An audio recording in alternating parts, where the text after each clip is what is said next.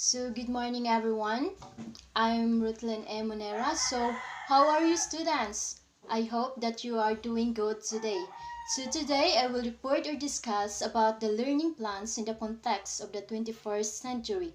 So, student, before I will discuss or proceed our discussion, 21st century, it is the accumulation of knowledge, work habits, and soft skills, including digital literacy, critical thinking, and problem solving. And 21st century, it's that will help the students lead successful careers in the modern workplace. And we all know that 21st century is more on technologies. So, the basic education curriculum of the country was enhanced with the implementation of the K-12 curriculum. So, the K-12 program covers kindergarten and 12 years of basic education, 6 years of elementary education, 4 years of junior high school, and 2 years of senior high school to provide sufficient time for mastery of concepts and skills, develop lifelong learners, and prepare graduates for tertiary education, middle-level skills development, employment, and entrepreneurship. So, as we all see, or just before, the basic education is 6 years of elementary, and while the high school is 4 years. But as of now, in our generation, that we have a 2 years that we call the senior high school or the K-12 curriculum. So, the main reason or the purpose why having a K-12, so instead of 10 years before, and as of now is 12 years. And the purpose are to provide or to develop of a lifelong learners and mastery of subjects. So as today, curriculum have many changes because this curriculum or the K-12 is to enhance our skills of the students. So instead of more years to go to school, as to learnings is more than before. So kapag palagi tayong pupunta sa paaralan o palagi tayong mag-aral, ay marami tayong matutunan o yung mas madagdagan pa ang ating mga kaalaman. So, yun ang importante sa K-12 curriculum. So, the implementation of the K-12 curriculum is expected to contribute to the country's development in various forms. It is believed to be necessary to improve the quality of our education, which is critical in our progress as a nation. So, to improve the quality of our education, so it is the main goal to having an K-12 curriculum. So, ito yung pinaka-goal nila. So, kasi if we talk about the quality, is ito yung mga paaralan na mas gusto nilang mabigyan ng quality ang kanilang mga estudyante, kasi may mga paaralan din na mas gustuhin pa nila ang quantity kaysa sa quality.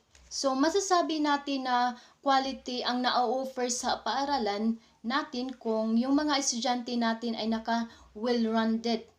So yun ang quality, to improve the quality of our education.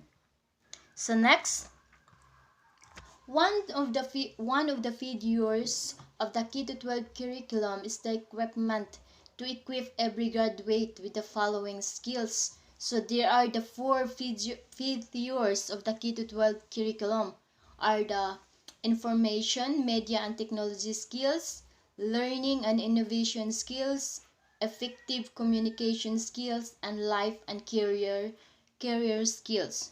So first is the information, media, and technology skills. But this 4, it's the main goal to the school nga makuha sa mga estudyante.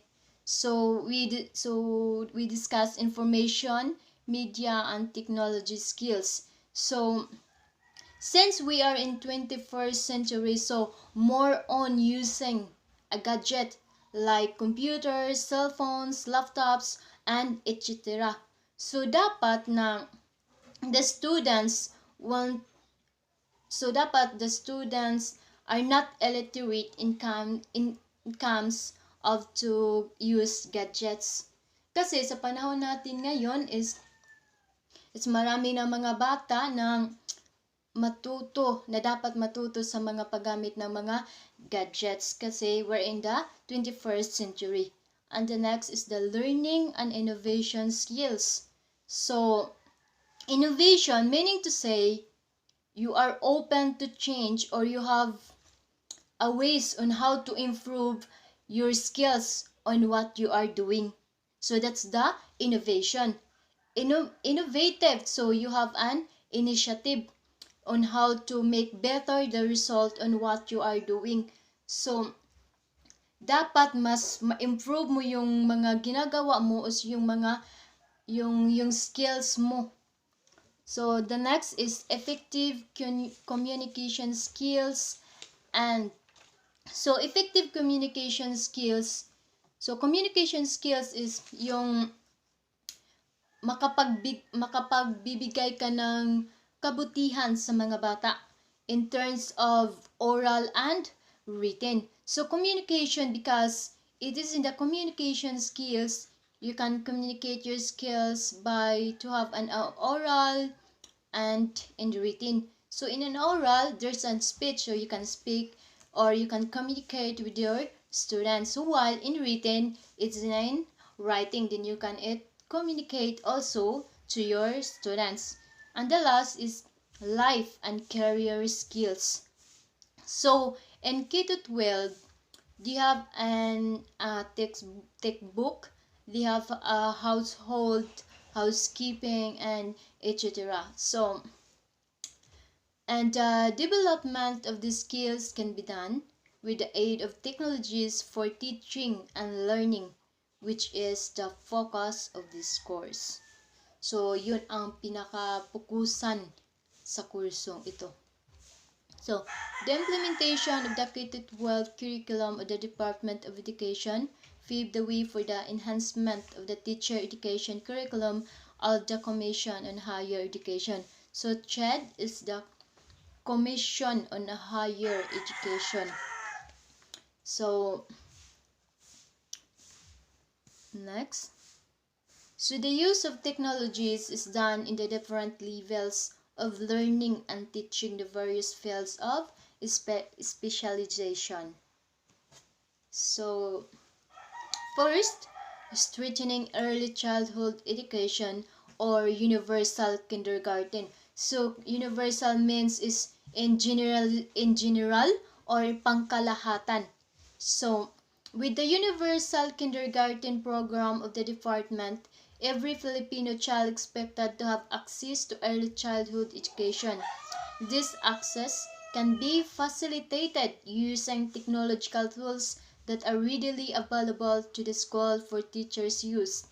The use of technology in kindergarten by various schools is very evident in teaching the kindergarten pupils the alphabet, numbers, shapes, and colors through games, songs, and dance in their mother tongue. So, as of today, what you have observed by the kids, diba? Diba students, mas magaling pa sila sa mga technology ngayon kaysa sa noon. So mapapansin talaga natin na ang mga bata ngayon ay mas nasasanay na sila na gumagamit sa mga teknolohiya kaysa sa mga bata noon. So noon, mga bata, maraming mga laro na nalalaman, at sa ngayon naman, ang mga bata ay mas mahilig na sa mga teknolohiya. So by simple using technology, when they are, so example, when you are watching a certain video or educational tools, they can learn something on it. So through the use of technologies, the students given a privilege or a pre-access the internet wherein they can enhance their learnings. So, totoo ito mga estudyante. So, noon ang mga bata hindi masyadong makapanood ng mga video tungkol sa pag-aaral kasi noon hindi pa marami ang mga teknolohiya na ginagamit, hindi katulad ngayon na mas marami ng mga gadgets at marami na tayo, ang mga bata ay marami na silang mapapanood na video kahit hindi pa sila nag-aaral, kahit hindi pa sila nakapunta sa paaralan, kahit dito lang sila sa bahay, kapag may pinapanood sila na mga video na tungkol sa paaralan ay may matutunan talaga sila. So another example, yung nanonood sila ng or watching English nga mga movies. So ang mga bata matuto silang mag-English. May malalaman na silang mga English words kahit hindi pa sila nakapag-aral. So, in 21st century by using technology, it's advantage gid siya. So second, it's making the curriculum relevant to learners or contextualization and enhancements. So, research shows that learners will value a curriculum that is relevant to their lives. Students are often heard saying, "Do I need to know this to live a meaningful life? How will I use this lesson in the actual workplace? What is the relevance of this to me?" The answer to the question of relevance is vital to help the teachers think of some way by which they will be able to let their students realize that their daily lessons are one of good use to their personal well-being and to their professional preparation. So, that in making the curriculum relevant to learners that the students can relate. So, when we say contextualization, meaning to say any learning materials that can be used or mas okay kung i-relate nimo in a real life because that students can relate. So, when we say enhancements, meaning to say is just to improve. That's why time to time the curriculum is changing kay dapat mayroong enhancement na magaganap. That's why we have a research. So,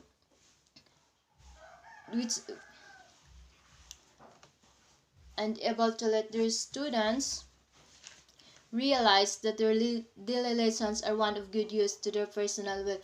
So, na mas ma-realize sa mga estudyante na kung ano yung mga pinag-aaralan nila ngayon ay dapat nilang seryosuhin o dapat nilang pag-aralan ng mabuti dahil magagamit yun sa ating kinabukasan o sa ating mga hinaharap.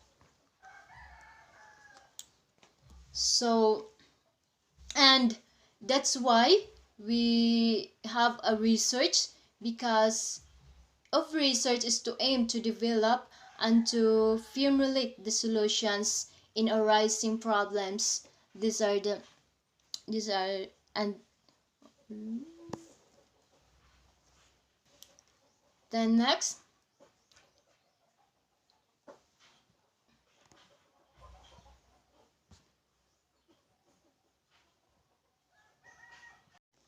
so Briggs shared some few tips for making learning engaging and personally relevant as cited by Willis, Faith, and Emordino Young. So, there are some tips in making learning. So first, use suspense and keep it fresh. Drop hints about a new learning unit before you reveal what it might be. Leave gapping pauses in your speech. Change seating arrangements and put up new and relevant posters or displays. All this can activate emotional signals and keep student interest peak. So use suspense and keep it fresh. So the teachers give an activity first before discussion because it can arouse to students, or the students are excited to listen the discussion of her or his teachers. So next, make it students directed. Give students a choice of assignments on a particular topic or ask them to design one of their own. When students are involved in designing the lesson, they better understand the goal of the lesson and become more emotionally invested in and attached to the learning outcomes. So make it student directed. So the student yung pina-develop mo. So the teachers give an activity to the students and right after they present their works. So another example is yung ang guro ay binigyan niya ang kanyang mga estudyante ng bawat report at yung mga estudyante niya ang yung magdi-discuss so that they can develop their communication skills. So that's the make it student directed. So next, connect it to their lives and to what they already know. Taking the time to brainstorm about what students already know and would like to learn about a topic helps them to create goals. This also helps teachers see the best points of departure for new ideas. Making cross-curricular connections also helps solidify those neural loops. So connect it to their lives and to what they already know. So this is the most important. Whatever you learn in school, you should relate in your life. So hindi yan learning kung hindi mo ma-apply in sa real life situation. Dapat mong i-connect para ang mga estudyante ay makarelate sa yung mga itinuturo. Diba? Kung may experience na sila o may experience na yung mga estudyante mo, ay mas madali nilang ma-connect yung lesson kaysa sa hindi pa nila na-experience. So, what they really know is the background knowledge. So next, provide utility value. Utility value provides relevance first by picking students and by telling them the content is important to their future goals. It then continues by showing or explaining how the content fits into their plans for the future. This helps students realize the content is not just interesting but also worth knowing. So provide utility value. It's the importance of your lessons nga imong binigyan mo ng importansya. So, and the importance of listening of our teachers before is we must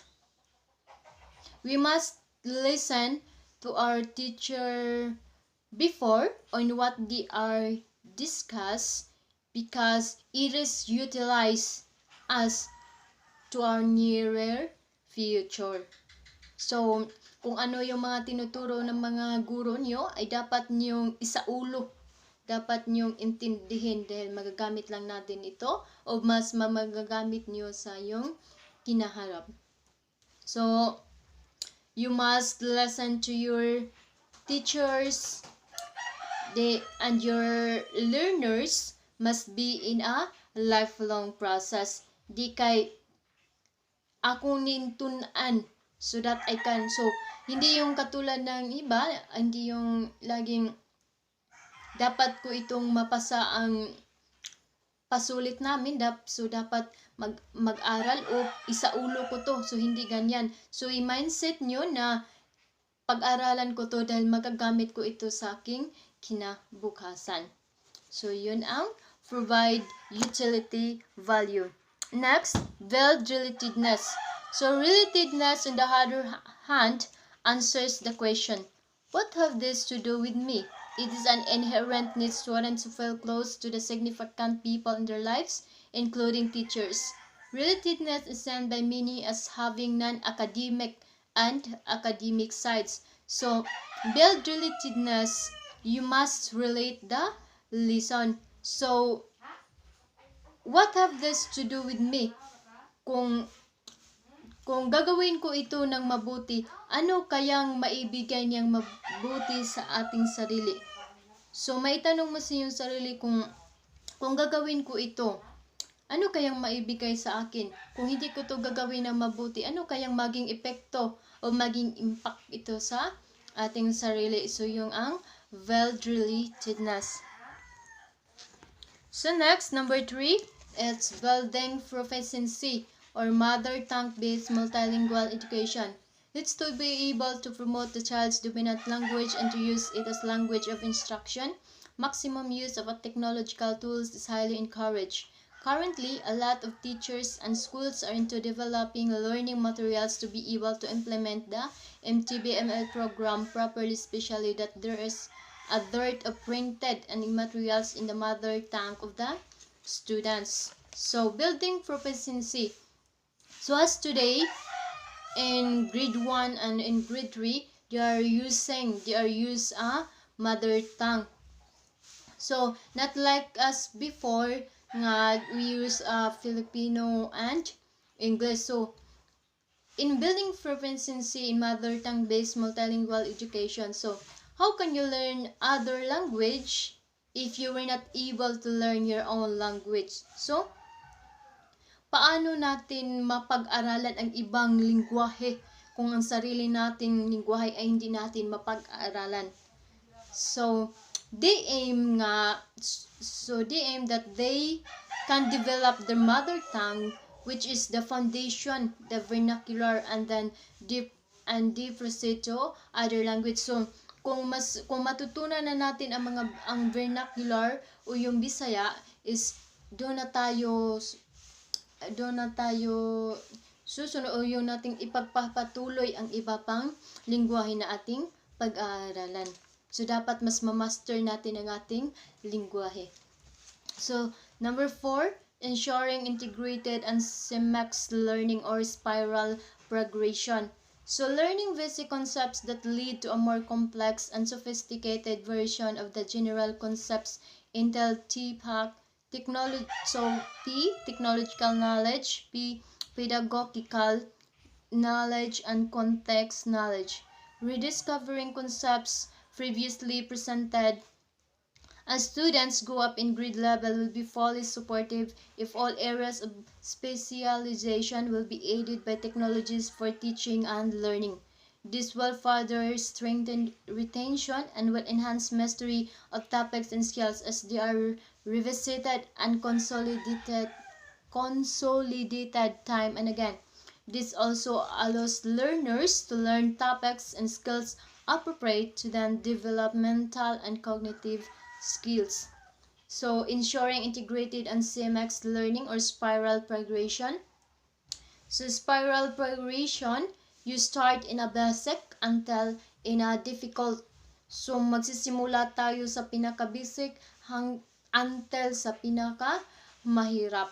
So, at the same So, for example, the same in college, that you have a prerequisite subjects. So, if you have an EDUC 1 and EDUC 2, so you can't proceed to EDUC 2 if you can't finish the EDUC 1. So, katulad ng sinabi ko kanina na magsisimula sa pinaka-basic. So, next. Number 5, gearing up for the future. The K-12 curriculum ensures college readiness by aligning the core and applied courses to the College Readiness Standards or CRS and the new General Education or GE curriculum. Hence, the K-12 curriculum focuses on the developing appropriate specialization subjects for the academics, sports, arts, and science, and technical vocational livelihood tracks. All of these specialization subjects have to be supported by educational technology for better learning. So, gearing up for the future. Example, in the K-12 curriculum. So, if mag-UMS ka, expected your course is low or education, because in UMS it's more on speaking. So another example, in college we have a different, it's have on different majors: English majors, Filipino majors, math majors, or the or like B.Ed. So we have specific subjects that we are na dapat nating i-master. So that's the gearing up for the future. So next, number 6, nurturing the holistically developed Filipino college and livelihood readiness 21st century skills. To nurture holistically developed Filipino, every K-12 graduate is expected to be ready to go in different paths: higher education, employment, or entrepreneurship. Every graduate is expected to be equipped with information, media, and technology skills, learning and innovation skills, effective communication skills, and life career skills. So, di ba, the purpose of K-12 is to develop the information, media, and technology skills, learning and innovation skills, effective communication skills, and life and career skills. So, if the four, if you develop this, you can, or if you develop this, you create a holistically developed Filipino. So they are ready. So the kid, they are ready to face in a real life situation. So hindi na siya mahihirapan. So kapag gumraduate ka ng K-12, so mas handa ka na sa iyong hinaharap, o mas ready na ka to face the real life situation. Kay mas na-improve mo naman ang yung mas na-improve mo na yung skills mo. So hindi ka na dapat matakot o mangamba. So these are the advantages and implementing this one. So that's the K-12 curriculum. So students, what are the advantages of having a K-12? So, okay. So the advantages of having a K-12 is to improve or just to enhance our skills. And just what I said earlier, that kung lagi tayong mag-aaral ay marami tayong matutunan, o maragdagan pa yung ating mga natutunan. So, class, what is the role of the teachers in having a K-12 program? Ano pala ang role ng mga guro? So, here, teachers play a very important role. So, pinaka-importante pala ang role ng mga guro in the facilitation of student learning by designing, implementing, and evaluating the curriculum. In the Philippines, teachers are expected to actively engage themselves in curriculum design to ensure that the K-12 curriculum will be best delivered to fully realize the intended learning outcomes. So, teachers make decisions about how they will implement the curriculum of their specific field of specialization. Hence, the decision of teachers is very important. It has an impact of the students' learning. So you'll know that the teachers are very important. So pinaka-importante talaga ang guro, dahil hindi tayo matuto, o hindi tayo mas matuto, o hindi natin malalaman ang iba pang mga kahulugan ng mga salita, o yung mga hindi pa natin mga natutunan kung wala ang guro. Kasi ang mga guro natin ay sila yung magtuturo sa atin, magtuturo sa mga estudyante para mas malami pang matutunan. So, there are the following to consider as identifying and understanding teachers as a curriculum designer. So, first, teachers are the most important person in the curriculum implementation process is the teacher. So, sabi ko kanina na ang guro talaga ang pinaka-importanting tao in the curriculum. With their knowledge, experience, and competencies, teachers are central to any curriculum development effort. Better teachers support better learning because they are most knowledgeable about the practice of teaching and they're responsible for introducing the curriculum in the classroom. So, totoo ito. So, mas marami pa tayong matutunan, mas ma-enhance pa yung learnings natin dahil sa ating mga guro. Dahil ang mga guro natin ay mas knowledgeable kaysa sa atin. So, mas maituro nila sa atin ng mabuti at mas maiintindihan natin.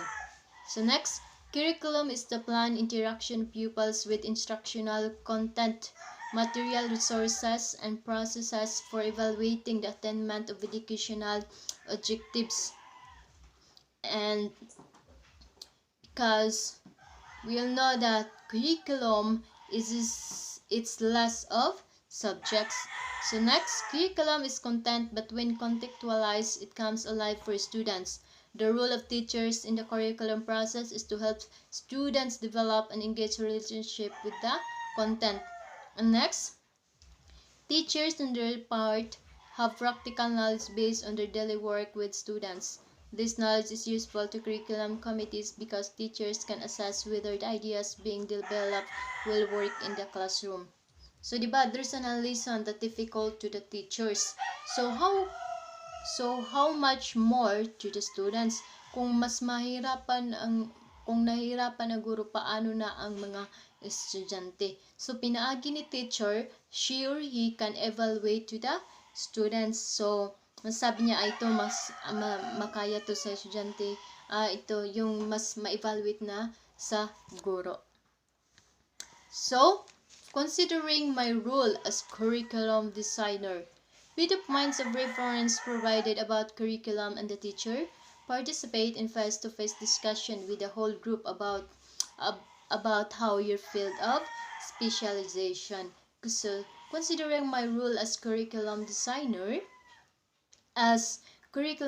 you have to go to curriculum guides, and because that's your guide to teach the lesson to your students.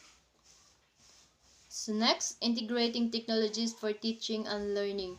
After having an in-depth understanding of general nature, focus on non-negotiable standards set for your fields of specialization, share with the group some technological resources and tools that can help you deliver your lesson to reach at a high level of excellence.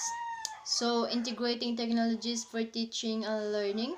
So, the teacher discussed and she or he presented a video so that using any technologies the students can understand or can really understand more about what the topic it's all about. So it's important to use technology as today. So that's why the technology is integrating to the teacher and to the students. And this is the last, integrating technologies for teaching and learning.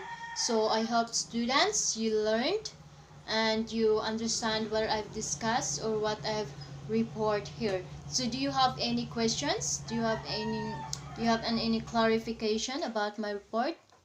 So if you don't have any questions, that will all be my report, and I hope that you understand that what I have discussed. So okay, thank you for listening and goodbye.